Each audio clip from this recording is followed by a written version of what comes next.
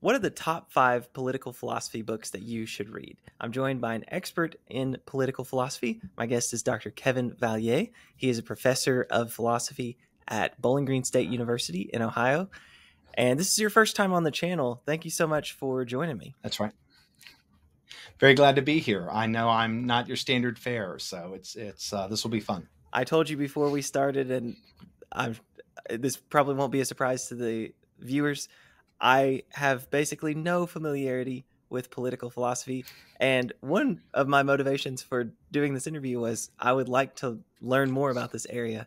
And so hopefully these books will be places that I can start. So I'm a true beginner. I'm a true novice at this. But it's an area that I want to learn more about and explore. All right. Before we begin giving these top 5 books, why don't you just, for me and the viewers, say briefly, like, what is political philosophy? Well, the simplest way to think about it is that political philosophy is the study of what governments should and shouldn't do. So there are questions about, say, what is justice, right? That's Plato's question in the Republic, which we'll talk about here in a moment. There are the requirements of justice, right? But at the same time, there may be other things like, where does government get its authority? Right? Why should we have to do what the government says? It might be the case that a just government has no authority over me because it's the French government. I'm an American. And so the government really only can do things to me permissibly or control me in some way if I'm under its authority. So there are a lot of different kinds of questions about what government should do. Where does government's authority come from? What is justice? How should governments relate to justice? There's a lot of questions in broader sort of social philosophy terms that I think sometimes fall under the heading of political philosophy. But I think of it as sort of first and foremost, what do we think government should and shouldn't do? Okay. And why? All right. So that's definitely helpful. Let's go ahead and get into the top 5 books then. I should say at the outset, I did not ask you to compile a list that is ranked, as in number 1 is the best and number 5 is the worst. It's not that sort of thing. I asked you for a list where there might be a good general introduction place to start and then take us into some deeper topics. So with that said, what's book number 1 for you? Well, so before I begin, I just want to say briefly, there's so many ways to go that I thought I would just try to give your listeners a sense of the theme that is going to lead me to give you the 5 books, which is really how to think about living together despite some very deep disagreements about how social life should work, right? Human beings need each other, but we have different perspectives on what the best thing to do is. And so the deep problem in political philosophy is sort of, how do we pursue the life that we think is best in a community of people that have a different perspective on what's best? So I'm someone that thinks there is a good life for human beings, but I also think that I have to figure out how to live with others. And what I'm going to do is just take you through quickly the top 5 books I think that help address that question. Okay. So we have to begin, as we often do, with Plato and the Republic. And in the Republic, you get what you might think of as the standard model of political life. So it's a community rooted in agreement on the good and on the character of virtue and how to achieve it. And so you get this picture that Plato gives us through Socrates of what you might sort of think of as the default of political life, right? Okay, look, here's what's objectively good. Here's a life well lived.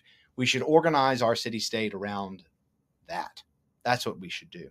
And of course, the question of the Republic is, what is justice? And I think, there's a lot to be said there. But I actually think the sort of broader, more interesting reason that it's of interest is the way in which it thinks about the very purpose of political life.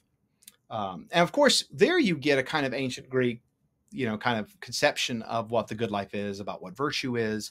And so my next book, which I can't recommend in its entirety, is St. Thomas Aquinas' Summa Theologica, which comes, from the 4th century BC all the way down to Aquinas in the 13th century AD. So it's been a while.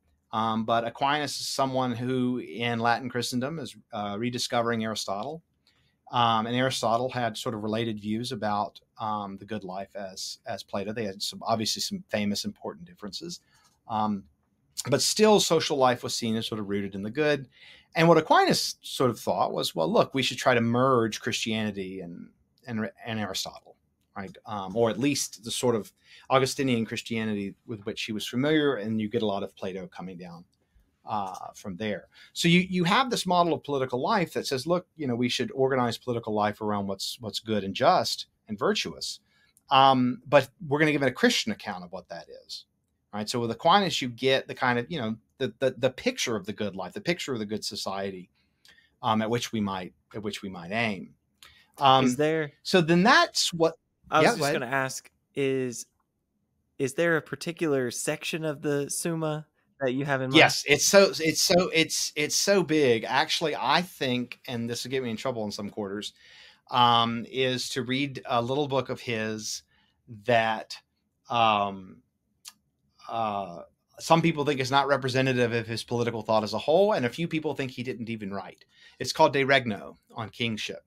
But you get a very clear model that the sort of duties of the sovereign are the care of the soul, the preparation of people for the common good in this life and the next.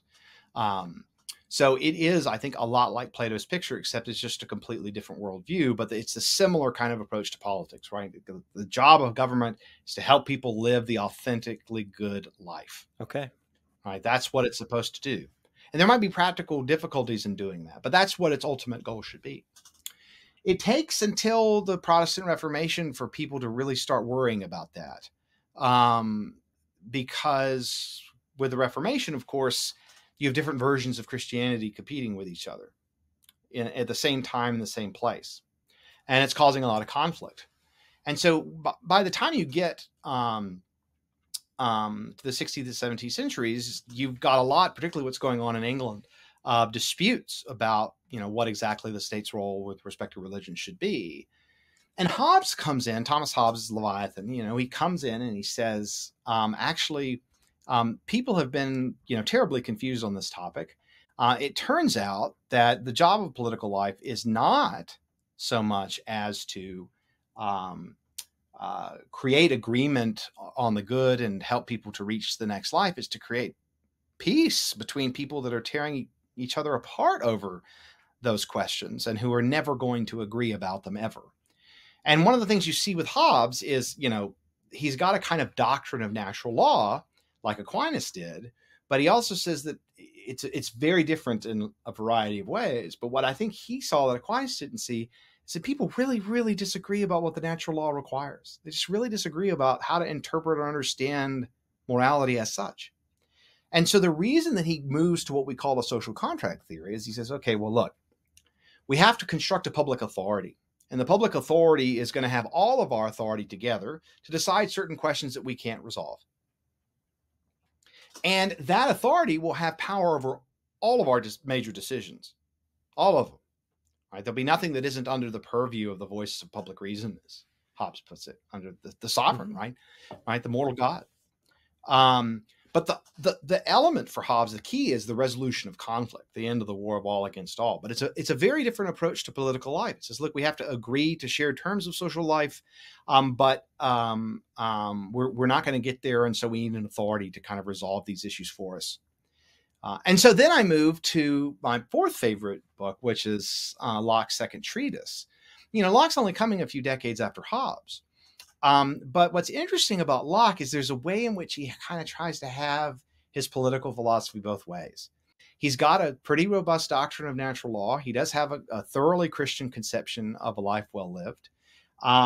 He believes in these kind of objective moral requirements. He thinks that they manifest themselves in terms of what we call natural rights, or human rights is a fine way to talk about them today in a way that bothers people less for some reason. And setting aside all these questions about private property and markets and capitalism and all that stuff, Locke I see as someone who's kind of trying to have it both ways. On the one hand, he wants to base reality, political life, political reality, in a rich doctrine of the point of human life. On the other hand, he understands that we don't agree on these things and that we have to come to some kind of social contract that respects our rights, that honors natural law, but that still comes from us all. And so I think, the reason I like Locke is that he tries to kind of have both. But many of my friends that are sort of pure Hobbesians, they say, well, look, we're not going to agree on the natural rights stuff. So even that has to come under the social contract. But that leads to the final book, which is Jean-Jacques Rousseau's The Social Contract. And the reason this is important is because the doctrine of natural law falls out of Rousseau entirely. And you start to get what you might think of today as pure popular sovereignty views. So views on which, look, political life is just entirely governed by the will of the people. And what the will of the people want is the will of the people gets. Now, that's not entirely fair to Rousseau, but the idea was that there was this sense that, oh, look, we're doing away with appealing to pure moral reality to govern ourselves, because we don't agree about that. We don't even agree anymore if there is a natural law, if there is an objective moral reality. So this window into modern politics to the pure popular sovereignty, that's what we start to get with Rousseau. But there's another very important element of Rousseau, which is that, he's concerned with resolving social conflict and having people collectively self-govern and respecting people's freedom and equality and recovering the loss of freedom and equality from oppressive conditions. It's not like he doesn't have moral concerns. But the point is that at each stage, I think we have this natural thought that we should live a life of authentic goodness, of virtue, that we should try to live that life in tandem with others, and that government should do what it can to bring that about. But I think what we learned, particularly as Christians looked inward and started to fight amongst themselves more than usual, is that we would need some other way to resolve our disputes. That we couldn't just appeal, say, to Scripture. We couldn't just appeal to, say, the church. We needed some kind of interpersonal agreement on the terms of social life that would allow us to sort of get on with living. So for me, the interesting question in political philosophy is, how do you pursue a genuinely good life within a diverse political order that requires some degree of popular control and shared decision-making? I mean, that's the problem, as I see, as a Christian living in a pluralistic society. That's the problem. And so for me, the Republic and De Regno in particular, but the Summa Theologica, give us a pretty clear picture of like what the default view would be, not just for pursuing the good, but for pursuing the Christian good. But then we start to see the problems that come up when we try to integrate disagreement into social life. So the 5 books that you gave, so these are you said Plato's? They're all historical. Yeah, they're all historical, right? So there's Plato's Republic, yeah. The Summa, particularly that one. De Regno, but De Regno is not part of the Summa. But nonetheless, I recommend the Summa generally for his political thought. But if you really want to see, I think, what's the core model, De Regno is probably. So I'm not really recommending De Regno by itself, because I don't think it should be read outside of the context of the Summa. But nonetheless. Okay. And then I know number 4 was Locke. What was number 3? Hobbes' Leviathan. Okay, Hobbes' Leviathan. Yeah. Then there was Locke, and then the last one was the second treatise, Rousseau's Social Contract. Okay, so they're all historical. Now, let me. I haven't actually looked for this. I'm just curious. So there's a book like this. I read this past year. Okay, so it's called Metaphysics: The Basics. Is there the equivalent of like political philosophy, The Basics, or something that? There's a bunch of them, and I don't have a strong preference among them, which is one of the reasons I didn't come in and just give a ringing endorsement of one particular approach or view. So I was hesitant about recommending a particular introductory text. I have a number of them. There are some classics that are really nice, like Wilhelm Lücke's Contemporary Political Philosophy, but yeah, I don't have a strong preference, because I'm not really a fan of that way of proceeding. But at the same time, so when you teach, I should probably recommend something. No. If that's what people want. I think that was, and that might be a bad way of proceeding on my part. Many times what I do when I'm totally foreign to a subject is there kind of like a book that synthesizes this information, and then from there I can like go and dig into the actual readings, the writings from these people. Yeah. So you've given me like the specific writings of individuals, and I didn't know if there was a place that maybe synthesizes this and states it fairly concisely. But you don't have to recommend that. I was just curious if there is such a There's just so many ways to go. I mean, the problem is there's some books that will like give you a nice account of the history. There are some books that will give you a nice account of basic concepts instead of the history. And I have views on that. There are some that are really good for like anthologies of, primary sources that excerpt the stuff that is best excerpted. So you can go with a primary source reader, you could go with a historical narrative, and you can go with a conceptual map, a series of problems. I mean, there's a book by my late advisor, Jerry Gauss, Social and Political Concepts, that I still swear by and still think is really, really good. So, if I had to recommend the conceptual route, then that's the way I would go.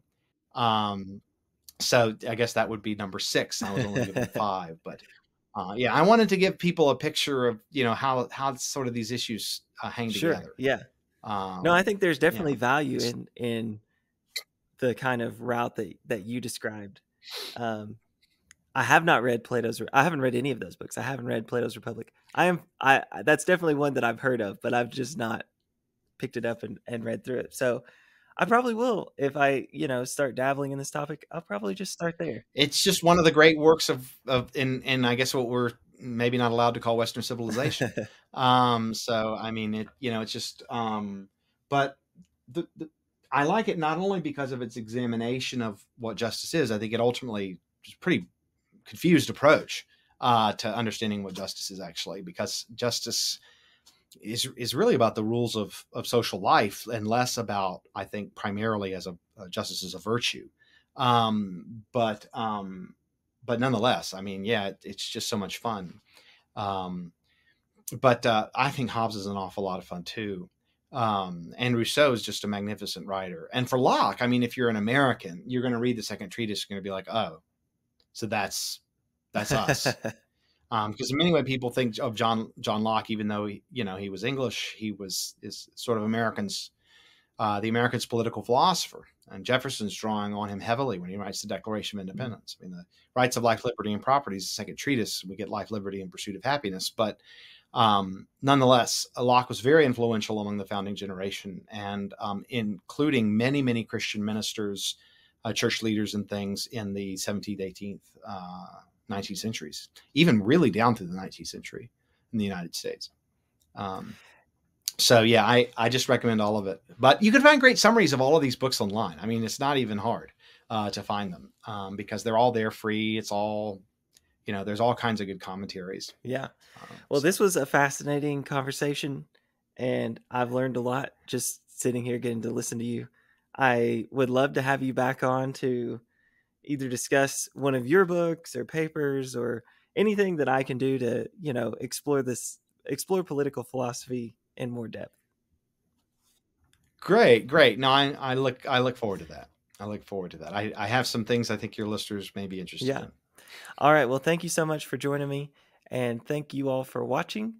Make sure you check out the other videos in this playlist where philosophers join me to recommend their top 5 books on topics in metaphysics, logic, ethics, epistemology, and more.